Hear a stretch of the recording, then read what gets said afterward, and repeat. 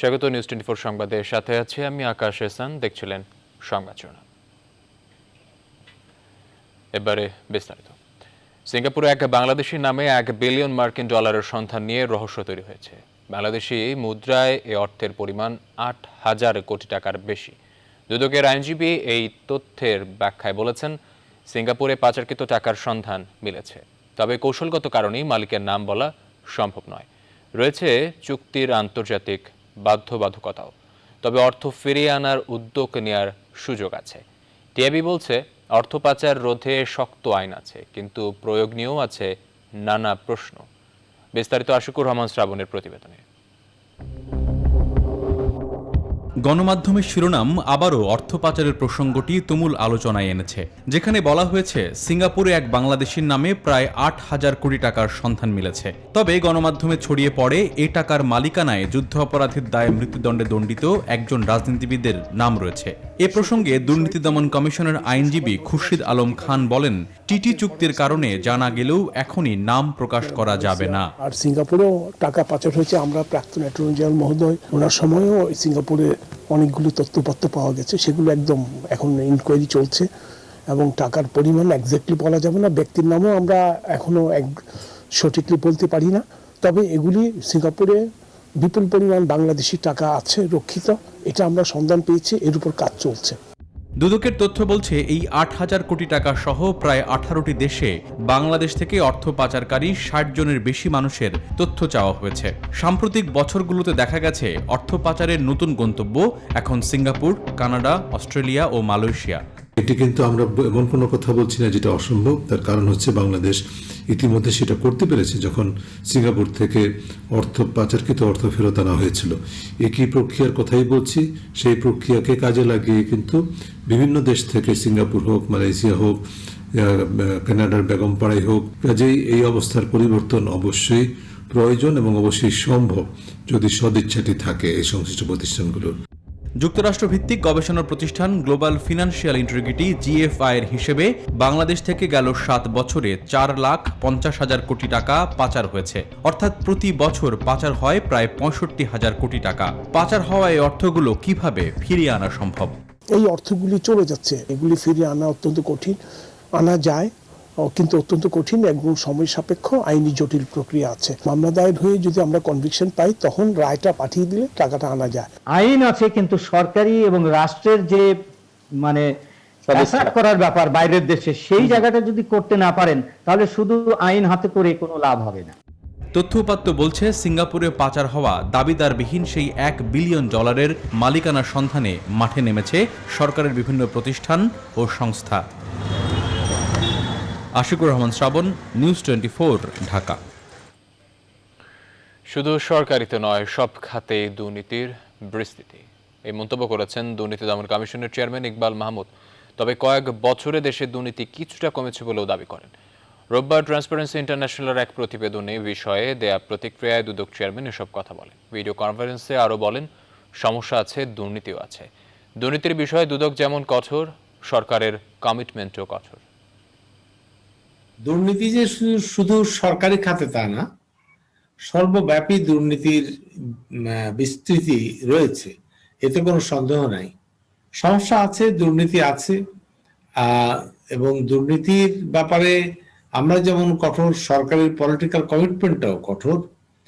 সে কঠোরতার কারণে আমি মনে করি দুর্নীতির মাত্রা যতটুকু বলেছে অতটুকু না হলেও কিছুটা অন্তত কমেছে বলে আমার ব্যক্তিগত ধারণা। গোল্ডেন মুনিরের বিরুদ্ধে রাজুকের জমিতে বেসরকারি স্কুল পরিচালনার অভিযোগে মানববন্ধন করেছেন বাড্ডা এলাকাবাসী। রোববার সকালে মেরুল বাড্ডা প্রগতি সরণি প্রজেক্টের সামনে কর্মসূচি পালন করে তারা। এলাকাবাসীর অভিযোগ, 71 সালে মুক্তিযুদ্ধের সময় গোল্ডেন মুনিরের বাবা রাজাকার ছিল। প্রজেক্টের বাসিন্দাদের স্বল্প খরচে পড়াশোনার সুযোগ করে দেওয়ার প্রতিশ্রুতি দিয়ে গোল্ডেন মুনির প্রতারণা করেছে। রাজুকের জায়গায় রাজাকার বাবার নামে স্কুলের নাম পরিবর্তন সহ প্রতিষ্ঠানটি সরকারিকরণের দাবি জানান এলাকাবাসী।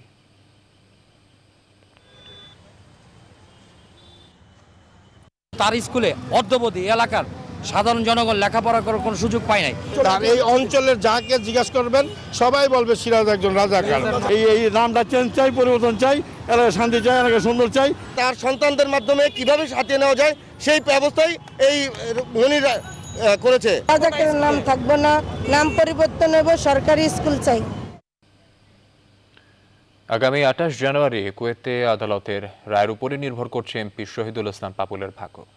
মানব অর্থ পাচার এবং ঘুষ লেনদেনের অভিযোগ প্রমাণিত হলে দেশটির আইন অনুযায়ী সর্বোচ্চ 15 বছরের কারাদণ্ড ও জরিমানা হতে পারে লক্ষ্মীপুরের এমপি পাপুলের। আর কুয়েতে সাজা হলে বাংলাদেশের সংবিধান অনুযায়ী সংসদ সদস্য পদও হারাতে পারেন পাপুল। তবে সেটি বাংলাদেশের আইনি প্রক্রিয়ায় হতে হবে বলছেন বিশেষজ্ঞরা। বিস্তারিত জানাচ্ছেন লক্ষ্মীনা জেসমিন সোমা। কুয়েতের কারাগারে আটক পাপুলের সর্বোচ্চ শাস্তি চেয়েছেন দেশটির রাষ্ট্রপক্ষের আইনজীবীরা। রায়ের তারিখ ধার্য করা হয়েছে আগামী 28 জানুয়ারি। স্থানীয় গণমাধ্যমে আসা খবরে আইনজীবীরা বলছেন তার বিরুদ্ধে মানব পাচার, অর্থ পাচার এবং ঘুষ লেনদেনের যথেষ্ট সাক্ষ্য প্রমাণ মিলেছে। অভিযোগগুলো চূড়ান্তভাবে প্রমাণিত হলে কুয়েতের আইন অনুযায়ী সর্বোচ্চ 15 বছরের কারাদণ্ড হবে বাংলাদেশি এই আইন প্রণেতার। আইন অনুযায়ী কুয়েতে সাজা হলে বাংলাদেশেও কি সংসদ সদস্য পদ হারাবেন পাপুল? যদিও সেটা বিদেশের, কিন্তু সেটিও তো একটি কম্পিটেন্ট জুরিসডিকশনের আদালত।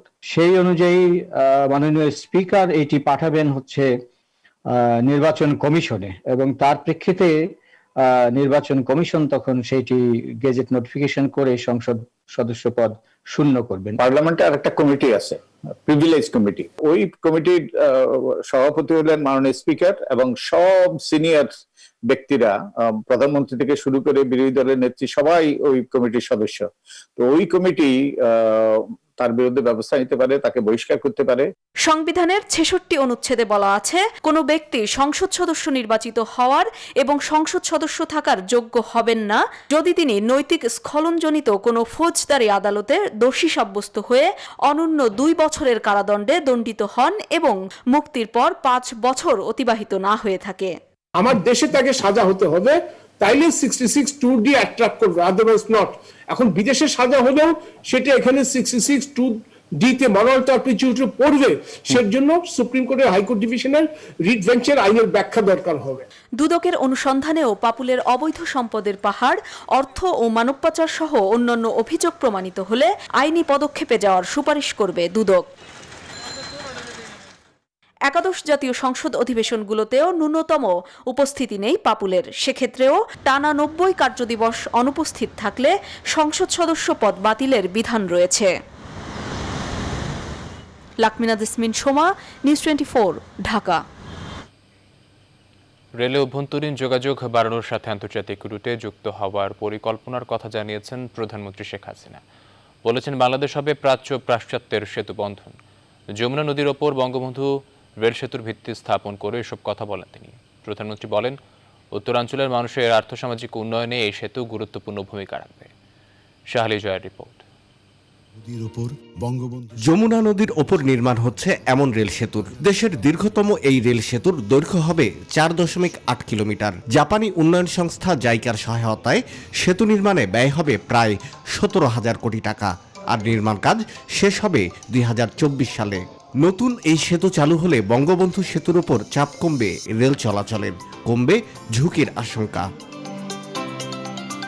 গণভবন থেকে ভিডিও কনফারেন্সের মাধ্যমে এর নির্মাণ কাজ উদ্বোধন করে প্রধানমন্ত্রী বলেন নতুন সেতু চালু হলে উত্তরবঙ্গের মানুষের আর্থসামাজিক ক্ষেত্রে ব্যাপক উন্নয়ন হবে। বাংলাদেশ হবে প্রাচ্য ও পাশ্চাত্যের মধ্যে একটা সেতু বন্ধ, আর সেই সেতু বন্ধ করতে গেলে আমাদেরকে ট্রান্স এশিয়ান রেলওয়ের সাথে সংযোগ করতে হবে। ট্রান্স এশিয়ান হাইওয়ে এবং ট্রান্স এশিয়ান রেলওয়ে, এই দুটোর সাথে যদি আমরা সম্পৃক্ত হতে পারি তাহলে বাংলাদেশের গুরুত্ব অনেক বাড়বে, ব্যবসা বাণিজ্য বাড়বে, কর্মসংস্থান বাড়বে, মানুষের যোগাযোগ বাড়বে। কাজে এটা আমাদের জন্য একটা বিরাট সুযোগ সৃষ্টি হবে। প্রধানমন্ত্রী বলেন এরশাদ বা খালেদা জিয়া সরকার দেশের রেল ব্যবস্থাকে প্রায় ধ্বংস করে দিয়েছিল, আর সেই অবস্থা থেকে রেলকে পুনরুদ্ধার করা হয়েছে।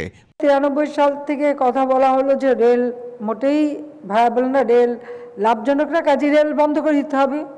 এবং ঠিকই বিএনপি যখন ক্ষমতায় এসে আস্তে আস্তে রেল লাইন সংকোচন শুরু করে দিল, অনেক রেল যোগাযোগ, অনেক স্টেশন বন্ধ। তাহলে চলবে কি? মিনি বাস, বাস কাউন্টার ছিল জেনারেল এরশাদের আমলেও আর খালেদা জিয়ার আমলেও বা জিয়ার আমলেও। তাদের কিছু লোক তাদেরকে সন্তুষ্ট করবার জন্য বাসের ব্যবসা ধরা দিত, কাজে ওইটাই চলতে হবে, রেল আর থাকবে না। এটা হলো বাস্তবতা। অনুষ্ঠানে করোনার দ্বিতীয় ঢেউ মোকাবেলায় সবাইকে সতর্ক থাকার এবং স্বাস্থ্যবিধি মেনে চলার আহ্বান জানান প্রধানমন্ত্রী শেখ হাসিনা। শাহ আলী জয়, নিউজ 24, ঢাকা। মূর্তি ও ভাস্কর্য এক নয়, একই সঙ্গে বসে আলোচনার মাধ্যমে সমস্যা সমাধানের কথা বললেন ধর্ম প্রতিমন্ত্রী মোহাম্মদ ফরিদুল হক খান। দায়িত্ব পাওয়ার পর রোববার দুপুরে প্রথম অফিসে এসে সাংবাদিকদের সঙ্গে মতবিনিময়ের সময় এক প্রশ্নের জবাবে প্রতিমন্ত্রী এ কথা জানান। সচিবালয় ধর্ম মন্ত্রণালয়ের সভাকক্ষে এই মতবিনিময় হয়। বলেন, কিছু কিছু লোক কোনো সময় শুধু বাংলাদেশে নয়, সারা বিশ্বে বিভিন্ন সময়ে বিভিন্ন জায়গায় কিছু অঘটন ঘটায়। যখন সমস্যা সৃষ্টি হয় তখন সমাধানেরও একটা ব্যবস্থা হয়। আজকে যদি সারা বিশ্বের সব জায়গায় চলে, ইসলামিক কান্ট্রিগুলোর কথা, আমি মিশরে গিয়েছিলাম, সেখানেও দেখেছি, যেখানে গিয়েছি, সৌদি আরবে যান সেখানেও আছে, যেখানে যান। তো সেটা যদি হয়, তো বাংলাদেশে এটা আজকে যারা এটা নিয়ে আলোচনা করছে তাদেরকেও চিন্তা করতে হবে যে মূর্তি আর ভাস্কর এক নয়। এই জিনিসটা যখন আমরা বোঝাতে সক্ষম হব, তখন সবকিছুর একটা সমাধান আমরা পেয়ে যাবো বলে আমাদের বিশ্বাস। বিয়ের 1 বছর না যেতে পুড়িয়ে নির্মমভাবে হত্যা করা হয়েছে এক মধ্যবয়সী নারীকে। রোববার দুপুরে রাজধানীর মিরপুরের দিকে এই মর্মান্তিক হত্যার ঘটনা ঘটে বলে অভিযোগ নিহত স্বজনদের।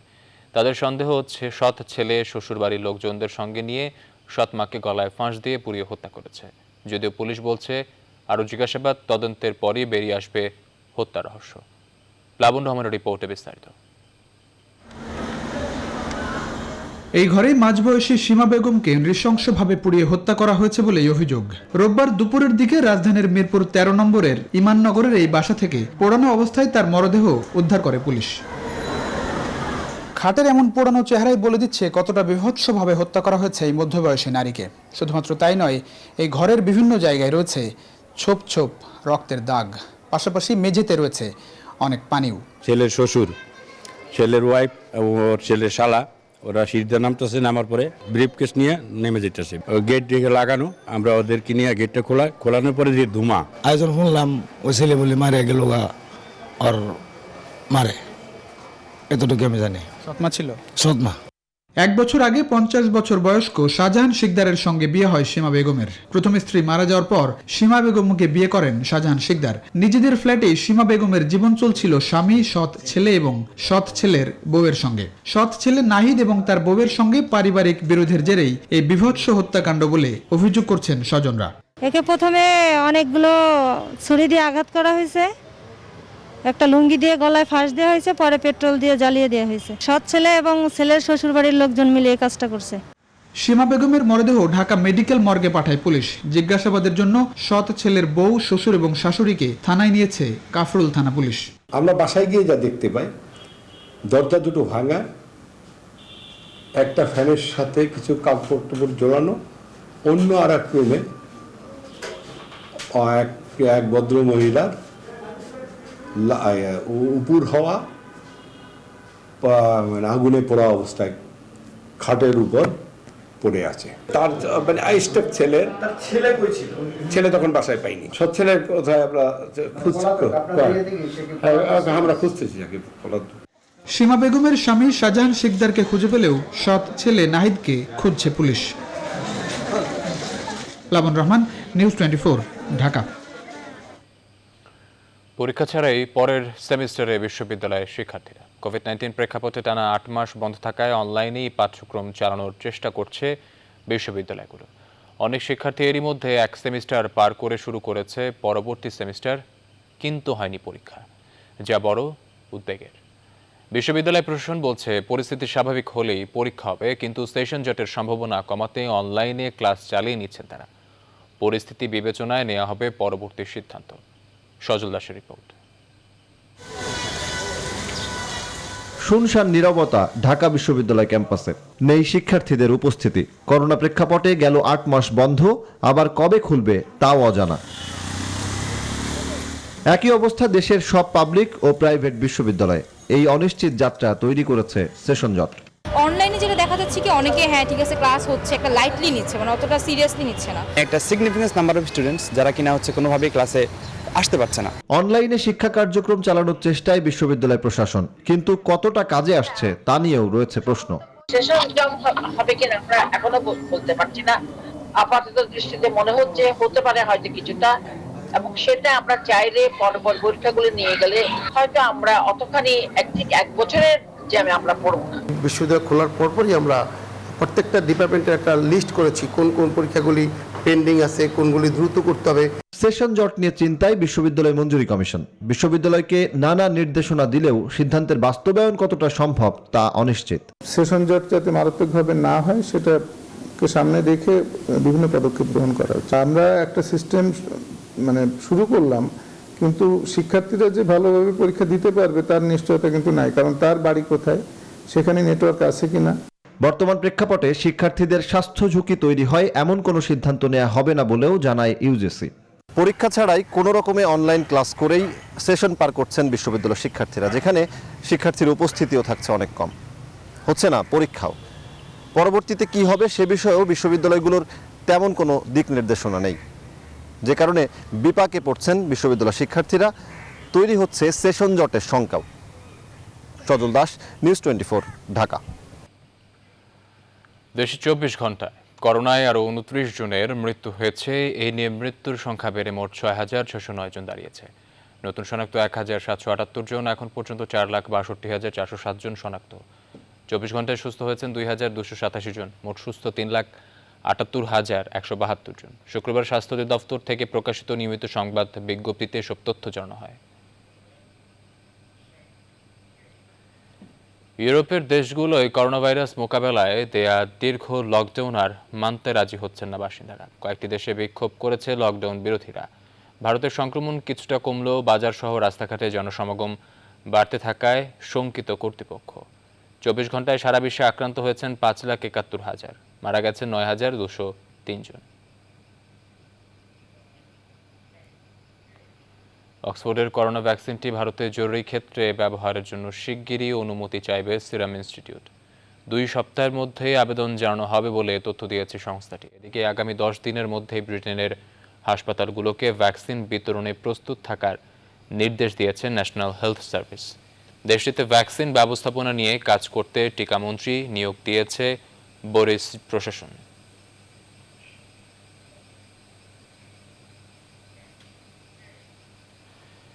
বিশ্ব স্বাস্থ্য সংস্থার অনুমোদনের প্রথম ধাপেই বাংলাদেশ করোনা ভ্যাকসিন পাবে বলে জানালেন স্বাস্থ্যমন্ত্রী জাহেদ মালেক স্বপন। রোববার রাজধানীর ইন্টারকন্টিনেন্টাল হোটেলে ভ্যাকসিনের বিষয়ে বিপিএমসি এর আলোচনায় মন্ত্রী বলেন, সরকারিভাবে ভ্যাকসিন বিতরণের পাশাপাশি বেসরকারি হাসপাতালগুলোকেও সরবরাহ করা হবে। সেকেন্ড ওয়েভকে সামনে রেখে হাসপাতালগুলোকে বেড প্রস্তুত রাখার আহ্বান জানান তিনি। অনুষ্ঠানে স্বাস্থ্য অধিদপ্তরের মহাপরিচালক করোনার টেস্ট ফি কমিয়ে আনতে বেসরকারি হাসপাতালগুলোর প্রতি আহ্বান জানান।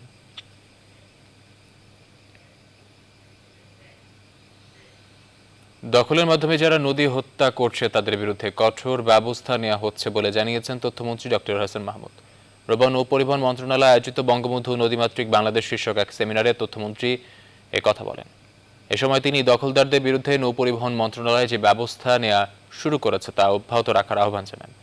বলেন, নদী পুনর্দখল ঠেকাতে টাস্ক ফোর্সকে আরও শক্তিশালী করতে হবে। সেমিনারে বিশেষ অতিথি হিসেবে উপস্থিত ছিলেন নৌ পরিবহন প্রতিমন্ত্রী খালিদ মাহমুদ চৌধুরী। দ্বিতীয় ধাপে 60টির মতো পৌরসভায় নির্বাচন অনুষ্ঠিত হবে। চলতি সপ্তাহে নির্বাচনের তফসিল ঘোষণা করা হতে পারে। দ্বিতীয় ধাপের ভোট গ্রহণ হবে জানুয়ারির মাঝামাঝি। রোববার রাজধানীর আগারগাঁওয়ে নির্বাচন ভবনে অনুষ্ঠিত কমিশনের বৈঠকে সিদ্ধান্ত হয়। সভা শেষে ইসি সচিব মোহাম্মদ আলমগীরের সাংবাদিকদের এ তথ্য জানান। এবার মোট 4 ধাপে 194টি পৌরসভায় ভোট হবে বলেও তিনি জানান। প্রথম ধাপে 25টি পৌরসভার ভোট হবে আগামী 28 ডিসেম্বর। গঠনতন্ত্র সংশোধনী সহ বেশ কিছু নতুন প্রস্তাবকে সামনে এনে অনুষ্ঠিত হয়েছে ঢাকা রিপোর্টার্স ইউনিটির 25তম বার্ষিক সাধারণ সভা এজিএম। রোববার সংগঠনটির বর্তমান সভাপতি রফিকুল ইসলাম আজাদের সভাপতিত্বে অনুষ্ঠিত হয় এজিএম এ সংগঠনের সদস্যরা অংশ নেন। সভার শুরুতে 2020 সালে প্রয়াত DRU এর সদস্যদের মৃত্যুতে শোক প্রস্তাব উপস্থাপন করা হয়। এ সময় তাদের স্মরণে 1 মিনিট নীরবতা পালন করা হয়। আজ সকাল 9টা থেকে বিকাল 5টা পর্যন্ত DRU এর নির্বাচন অনুষ্ঠিত হবে।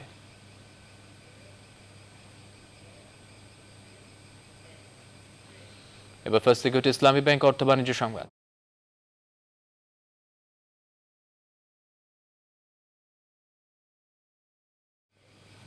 শেষ সময়ে আয়করদাতাদের উপচে পড়া চাপ সামাল দিতে পারছে না আয়কর বিভাগ, যে কারণে ভোগান্তির শেষ নেই করদাতাদের। অপ্রতুল ব্যবস্থাপনার কারণে দীর্ঘক্ষণ লাইনে দাঁড়িয়ে থেকেও আয়কর রিটার্ন সংগ্রহ করতে পারেননি অনেক করদাতা। এই অবস্থায়ও আয়কর রিটার্ন জমা দেওয়ার সময় বাড়ছে না বলে সাফ জানিয়ে দিয়েছেন এনবিআর চেয়ারম্যান। তবে অতিরিক্ত লোক সমাগমে স্বাস্থ্য ঝুঁকির শঙ্কা দেখছেন বিশেষজ্ঞরা। রাহাত খানকে সঙ্গে নিয়ে প্লাবন রহমানের রিপোর্ট। আগের ঘোষণা অনুযায়ী 2020-21 অর্থ বছরের আয়কর জমা দেওয়ার শেষ তারিখ 30 নভেম্বর। গেল কয়েকদিনের মতোই তাই আয়কর দাতাদের এমন ভিড় বরিশাল নগরীর আলেকান্দার কর ভবনে। দীর্ঘ লাইনে দাঁড়িয়ে অপেক্ষায় করদাতারা, যে কারণে এখানে বালাই নেই স্বাস্থ্যবিধির। আপনার স্লিপটা পাইতে এখানে যে কি পরিমাণ গ্যাদারিং করতেছে তাতে তো দেখা যাচ্ছে যেই লাও সেই কদু। চরম অব্যবস্থাপনা। করদাতাদের জন্য নেই কোনো হেল্প ডেস্ক, রাখা হয়নি স্পট ব্যাংকিং ব্যবস্থাও। রিটার্ন জমা দিলেও রিসিভ কপি পেতে তাই ভোগান্তির শিকার হতে হচ্ছে করদাতাদের। ফলে নানাবিধ সমস্যা এবং চরম অব্যবস্থাপনার মধ্য দিয়ে চলে আয়কর প্রদান কার্যক্রম। বরিশালের কর কমিশনার বলছেন, সাধ্যমতো করদাতাদের সেবা দেওয়ার চেষ্টা করে যাচ্ছেন তারা। ব্যাপারটা তাদেরকে আমরা এনশিওর করে যাচ্ছি, তারা একটু ঘেঁষাঘেঁষি হয়ে যাচ্ছে, তো এটা তাদেরকে আমরা চেষ্টা করে যাচ্ছি যে একটু স্বাস্থ্য মেনে চলতে আমরা তাদেরকে বোঝাতে চেষ্টা করছি এবং আমাদের সার্ভিসটা সেবা দেওয়ার চেষ্টা। এমন বাস্তবতায় আয়কর রিটার্ন জমা দেওয়ার সময় বাড়ছে না বলে জানিয়েছেন এনবিআর চেয়ারম্যান আবহেনা মোহাম্মদ রহমাতুল মুনিম। রোববার সকালে রাজধানীর সেগুনবাগিচায় রাজস্ব ভবনে এক সংবাদ সম্মেলনে একথা জানান এনবিআর চেয়ারম্যান। জরিমানাটা ম্যান্ডেটরি নয়, জরিমানাটা কমিশনের ডিসক্রিপশনের উপর নির্ভর করছে।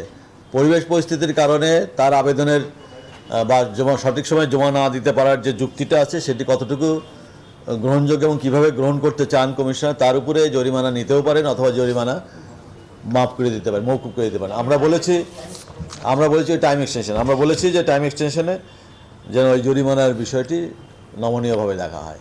যদি এই জনসমাগমের জায়গায় একজন মানুষও মাস্ক না পরে আসে এবং যদি তিনি ভাইরাসবাহী হন, তাহলে তার থেকে অনেক মানুষের মধ্যে সংক্রমণের সম্ভাবনা বেড়ে যায়। বলেন, যারা নিয়ম মেনে আবেদন করেছেন বা করবেন তারা রিটার্ন জমা দেওয়ার জন্য বাড়তি সময় পাবেন। কর কমিশনার আবেদন যৌক্তিক মনে করলে তাদের জরিমানা দিতে হবে না বলেও জানান তিনি। প্লাবন রহমান, নিউজ 24, ঢাকা।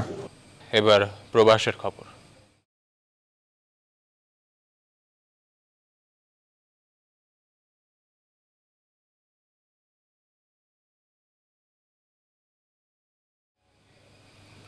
সৌদি আরবে সম্প্রতি আলোচনার তুঙ্গে কাফালা প্রথা শিথিল বা কফিলের একক ক্ষমতার সমাপ্তি।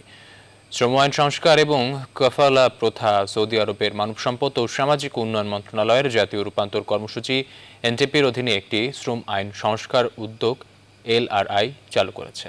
বিশ্ববাজারে সৌদি শ্রম বাজার আকর্ষণীয় করে তুলতে এবং দেশটিতে বসবাসরত শ্রমিকদের জীবনমান উন্নয়নে বেশ কিছু পদক্ষেপের কথা এখানে বলা হয়েছে। যদি তা কার্যকর হয় তাহলে প্রবাসে বাংলাদেশি শ্রমিকরা এর একটা সুবিধা নিতে পারে।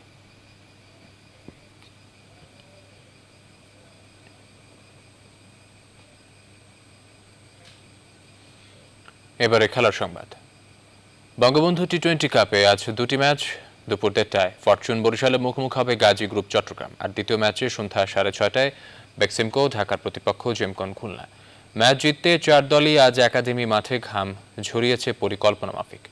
বিস্তারিত জানাচ্ছেন পার্থবণিক। বঙ্গবন্ধু টি-20 কাপে এবার গাজী গ্রুপ চট্টগ্রামের সূচনা হয়েছে উড়ন্ত। সৌম্য লিটনের উদ্বোধনী জুটিতে দুটি ম্যাচেই চট্টগ্রাম পেয়েছে 9 উইকেটের বড় জয়। বোলাররাও কম যান না। গেল ম্যাচেই 5 রানে 4 উইকেট নিয়ে পিচে আগুন ঝরিয়েছেন মুস্তাফিজ। দলগত এই পারফরমেন্সেই আসছে সাফল্য, মনে করছেন চট্টগ্রামের অভিজ্ঞ স্পিনার তাইজুল ইসলাম। একটা T20 ম্যাচে 8-10 রান দিয়ে 2-3টা উইকেট, যেরকম কালকে মুস্তাফিজ 5 রান দিয়ে 4 উইকেট পাইছে। তো এগুলো আসলে আমার কাছে মনে হয় আমাদের টিমের একটা ভালো। সোমবার চট্টগ্রামের প্রতিপক্ষ তামিমের ফরচুন বরিশাল। প্রথম ম্যাচে হারলেও শেষটায় একক প্রচেষ্টায় দলকে জিতিয়ে মাঠ ছেড়েছেন তামিম। তবে ওপেনিংয়ে এখনও নিজেকে খুঁজে ফিরছেন মিরাজ। বল হাতে উইকেট পেলেও পাচ্ছেন না রানের দেখা। অভিজ্ঞতাকেই এর জন্য দুষলেন এই অলরাউন্ডার।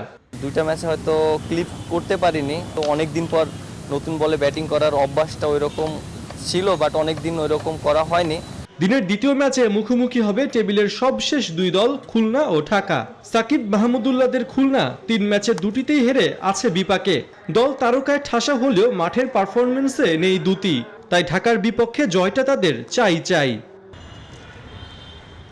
অবশ্য টিমে স্টারডম থাকলেই যে ম্যাচ জেতা যায় না তা খুলনাকে খোঁচা দিয়ে আবার বুঝিয়ে দিলেন ঢাকার পেসার রুবেল হোসেন। খুলনা টিম ভালো টিম, তারপরে আমাদের আসলে সাকিব ভাই আছে, রিয়াদ ভাই আছে, ভালো ভালো প্লেয়ার ওইখানে আছে। আসলে তারা কিন্তু অলরেডি ওই ভালো টিম নিয়ে কিন্তু 2টা ম্যাচ তারা কিন্তু হেরে গিয়েছে। পার্থ বণিক, নিউজ 24। অস্ট্রেলিয়া ভারত সিরিজ প্রসঙ্গ। সিরিজের দ্বিতীয় ওয়ানডেতে ভারতকে 51 রানে হারিয়ে 1 ম্যাচ হাতে রেখে সিরিজ নিশ্চিত করেছে স্বাগতিক Australia. Man of the match হয়েছেন স্টিভ স্মিথ। সিডনিতে টস জিতে ব্যাট করতে নামা অস্ট্রেলিয়ার শুরুটা ছিল দুর্দান্ত। ওয়ার্নার ফিঞ্চের 142 রানের জুটিতে দেশে হারা ভারতের বোলিং লাইন আপ। এরপর স্মিথের ঝড়ো 64 বলে 104 রানের ইনিংস লম্বা সংগ্রহের পথে নিয়ে গেছে অজিতের। এরপর মার্নার্সের 70 ও ম্যাক্সওয়েলের অপরাজিত 63 রানের কল্যাণে 389 রানের বিশাল সংগ্রহ পায় স্বাগতিকরা। 390 রানের লক্ষ্যে ব্যাট করতে নেমে কোহলির 89 ও লোকেশ রাহুলের 76 রান ছাড়া অন্য কোনো ব্যাটসম্যান বড় সংগ্রহ করতে পারেনি। শেষে 338 রানে থামে ভারতের ইনিংস। 2 ডিসেম্বর ক্যানবেরায় সিরিজের শেষ ওয়ানডে।